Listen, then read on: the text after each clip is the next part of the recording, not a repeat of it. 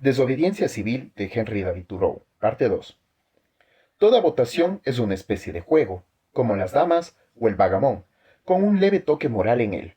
Un juego con acierto y errores, con cuestiones morales y acompañado naturalmente por las apuestas. El carácter de los jugadores no interviene para nada. Deposito mi voto al azar, por lo que me parezca bien, pero no me interesa mucho que este derecho prevalezca. Estoy dispuesto a dejarlo a la mayoría. Su obligación, por lo tanto, nunca supera a la de la conveniencia. Ni siquiera votar por lo correcto es hacer algo por ello. Simplemente es expresar débilmente a los hombres su deseo de que prevalezca. Un hombre sabio no dejará lo correcto librado a la suerte, ni querrá que prevaleciese a través del poder de la mayoría. Hay poca virtud en la acción de las masas de hombres. Cuando la mayoría llegue a votar finalmente por la abolición de la esclavitud, lo hará porque es indiferente a la esclavitud o porque muy poca esclavitud queda pendiente de abolir por su voto. Entonces los únicos esclavos serán ellos. Solo puede acelerar la abolición de la esclavitud el voto de aquel que afirme su propia libertad por su voto. El que se celebrará una convención en Baltimore o donde fuere para nombrar un candidato a la presidencia, convención formada principalmente por directores de diarios y hombres que son políticos profesionales. Pero pienso, ¿qué significa para cualquier hombre independiente, inteligente y respetable la decisión que adopten? Sin embargo, no debemos contar con la ventaja de su sabiduría y de su honestidad. No podemos contar con algunos votos independientes. No hay muchos individuos en el país que no concurren a las convenciones. Claro que no. Considero que el hombre respetable, así llamado, ha abandonado inmediatamente su posición y desespera de su país, cuando su país tiene más motivos para desesperar de él. Inmediatamente adopta entonces a uno de los candidatos seleccionados como el único disponible, probando así que él mismo está disponible para cualquier designio del demagogo. Su voto no vale más que el de cualquier extranjero sin principios o de un nativo mercenario susceptible de ser comprado. Nuestras estadísticas son inexactas, arrojan una población demasiado grande. ¿Cuántos hombres hay por cada 1000 millas cuadradas en este país? Difícilmente uno. Norteamérica no ofrece ningún incentivo para que los hombres se establezcan en ella. El norteamericano ha quedado reducido a un Odd Fellow. Un Odd Fellow es un miembro del Independent Order of Odd Fellows, una sociedad secreta fundada en Inglaterra en el siglo XVIII. Persona que puede ser conocida por el desarrollo de su gregarismo, su manifiesta falta de intelecto y su alegre confianza en sí misma, cuya primera y única preocupación al llegar al mundo es fijarse que las casas de asistencia se encuentren en buen estado, aun antes de que legalmente haya donado el varonil traje para reunir un fondo con el fin de sostener a las viudas y huérfanos que pueda haber, persona que en suma únicamente se aventura a vivir con ayuda de la compañía de seguros mutuos que le ha prometido enterrarla decentemente. No es deber de hombre, en efecto, dedicarse a la erradicación de algún mal, por enorme que fuere. Uno debe tener siempre sus propios asuntos que lo comprometan, pero es su deber, por lo menos, lavarse las manos. Y, si ya no le dedica el pensamiento, no prestarle prácticamente su apoyo. Si yo me dedico a otras actividades y meditaciones, primero debo cerciorarme, por lo menos, de que no las realizo sentado sobre los hombros de otros. Debo colocarlo primero a él para que él también realice sus meditaciones. Cuán indecorosa inconsistencia se tolera. He oído decir a algunos de mis conciudadanos, ojalá me ordenasen ayudar a sofocar alguna insurrección de esclavos o marchar a México. Verían cómo me rehusaría. Y sin embargo, estos muy hombres, directamente por su lealtad y por lo tanto indirectamente, cuando menos con su dinero, hicieron que el gobierno pueda pagar a otro para que haga lo que ellos rehúsan hacer. El soldado que se niega a participar en una guerra injusta es aplaudido por los mismos que no se niegan a sostener al gobierno injusto que hace la guerra. Es aplaudido por aquellos cuya propia actitud y autoridad él desconsidera y reduce a la nada, como si el Estado se apenase a tal grado que contratase a alguien para que se insubordinara contra sus injusticias, pero no tanto como para dejar de cometerlas. Así, en nombre del orden y del gobierno civil, a fin de cuentas estamos hechos para rendir homenaje y prestar apoyo a nuestra propia mezquindad. Tras el primer sonrojo de injusticia se presenta su indiferencia, y así su original inmoralidad se conforma en amoralidad, no del todo innecesaria para la vida que hemos hecho. El error más obvio y más común requiere de la más desinteresada habilidad para sostenerlo. Son las personas nobles las más susceptibles de atraerse sobre sí mismas la leve vergüenza a la que el patriotismo está usualmente propenso.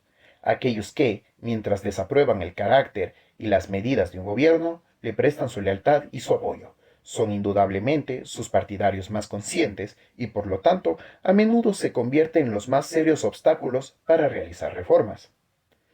Algunos piden al Estado que disuelva la Unión, que desatienda las solicitudes del presidente. ¿Por qué, entonces, no la disuelven ellos mismos, la unión entre ellos mismos y el Estado, y se niegan a pagar sus impuestos al Tesoro? ¿Acaso no están ellos mismos en la misma relación con el Estado que el Estado con la Unión? ¿Y acaso las razones que impiden al Estado resistir la Unión no son las mismas que les impiden resistir al Estado? ¿Cómo puede un hombre conformarse con tener solo una opinión y disfrutarla? ¿Hay algún goce en ello si opina que fue agraviado? Si su vecino le estafa un dólar, usted no se conforma con saber que lo han estafado, ni con decir que lo han estafado, o ni siquiera con pedirle que le pague lo que le debe, sino que inmediatamente toma medidas concretas para obtener el importe completo y prever que no le vuelvan a estafar. La acción por principio, la percepción y el desempeño del derecho modifica cosas y relaciones. Es esencialmente revolucionaria y no coincide plenamente con nada de lo que era antes. No solamente divide estados e iglesias, divide familias. Sí, divide al individuo separando lo diabólico de lo divino en él. ¿Existen leyes injustas? ¿Debemos conformarnos con obedecerlas? ¿O debemos tratar de enmendarlas y acatarlas hasta que hayamos triunfado? ¿O debemos transgredirlas de inmediato? Los hombres en general, bajo un gobierno como este, piensan que deben esperar hasta convencer a la mayoría para modificarlas. Piensan que si resisten, el remedio sería peor que la enfermedad. Pero es el gobierno quien tiene la culpa de que el remedio sea peor que la enfermedad. El gobierno lo empeora. ¿Por qué no es más capaz de anticiparse y prever para lograr reformas? ¿Por qué no aprecia a su sabia minoría? ¿Por qué llora y se resiste antes de ser herido? ¿Por qué no alienta a sus ciudadanos a estar alertas para señalarle sus faltas y así poder actuar mejor? ¿Por qué siempre crucifica a Cristo, excomulga a Copérnico y a Lutero y declara rebeldes a Washington y a Franklin? Uno creería que una negación deliberada y práctica de su autoridad fuese la única ofensa jamás contemplada por gobierno alguno. Además, ¿por qué no le ha asignado el castigo preciso y proporcional que le corresponde? Si un hombre que no tiene bienes se niega solo una vez a ganar 9 chelines para el Estado, se le encarcela durante un periodo ilimitado sin mediar mandamiento legal alguno, y esto determinado solamente por quienes le colocaron ahí. Pero si roba 90 veces 9 chelines al Estado, al poco tiempo se le deja en libertad. Si la injusticia forma parte de los problemas inherentes a la máquina de gobierno, dejémosla funcionar, que funcione. Quizá desaparecerán ciertamente las asperezas y la máquina se desgastará. Si la injusticia tiene una cuerda, una polea, una soga o un eje exclusivamente para ella misma, entonces se podría considerar si el remedio no sería peor que la enfermedad. Pero si es de tal naturaleza que requiere que usted sea el agente de injusticia para otro, entonces digo, viole la ley. Que su vida sirva de freno para parar la máquina. Lo que debo hacer es ver a cualquier precio que no me presto para fomentar el mal que condeno. En cuanto a adoptar los medios que el Estado ha proporcionado para remediar el mal, no conozco tales medios. Toman demasiado tiempo, más que la vida de un hombre. Tengo otros asuntos que atender. No vine a este mundo principalmente para ser un lugar adecuado para vivir, sino para vivir en él, sea bueno o malo. El hombre no debe hacerlo todo, pero sí algo. Y como no puede hacerlo todo, no hace falta que haga algo malo. No es de mi incumbencia recurrir al gobernador o a la legislatura, así como no es el suyo recurrir a mí. ¿Qué hago si ellos no escuchan mi solicitud? Para este caso el Estado no ha proporcionado ningún medio. Su mismísima constitución es el mal. Puede que esto parezca chocante, obstinado e intolerante, pero esto significa tratar con la máxima amabilidad y consideración al único espíritu que pueda apreciarlo o merecerlo. Por lo tanto, todo cambio es para mejorar, como sucede con el nacer o morir que convulsionan al cuerpo.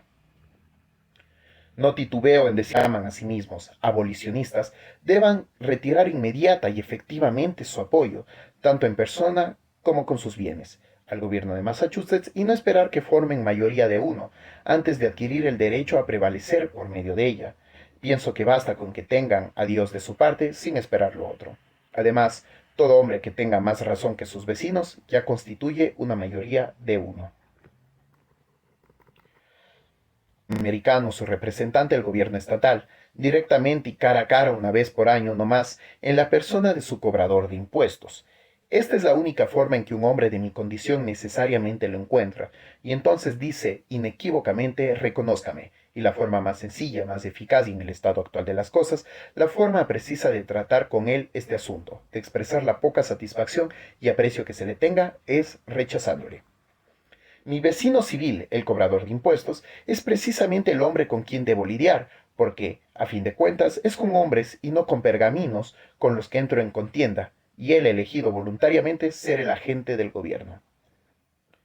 ¿Cómo va a saber perfectamente él lo que es y lo que hace como funcionario del gobierno, como hombre, si no se le obliga a considerar si habrá de tratarme a mí, su vecino, al que respeta como vecino y hombre honesto, o como maniático y perturbador de la paz, y ver si puede superar esta obstrucción de su buena vecindad sin un pensamiento o una palabra más ruda e impetuosa que corresponda a su acción? Sé perfectamente que si un militar, si un centenar, si una decena de hombres a quienes pudiese nombrar, si 10 hombres honestos nada más, sí, si un hombre honesto solamente, en este estado de Massachusetts, al cesar de tener esclavos, retirarse realmente su colaboración y fuese recluido en la cárcel del condado por eso, sobrevendría la abolición de la esclavitud en Norteamérica. Porque no importa lo pequeño que parezca el comienzo, lo que se hace bien una vez, está hecho para siempre. Pero preferimos hablar y hablar del asunto que decimos es nuestra misión. La Reforma tiene muchas veintenas de periódicos a su servicio, pero ni un solo hombre.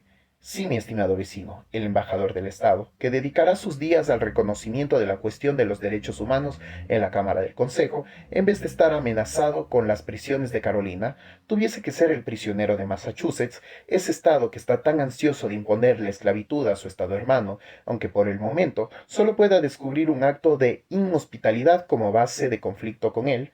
La legislatura desistiría del todo este asunto el invierno siguiente.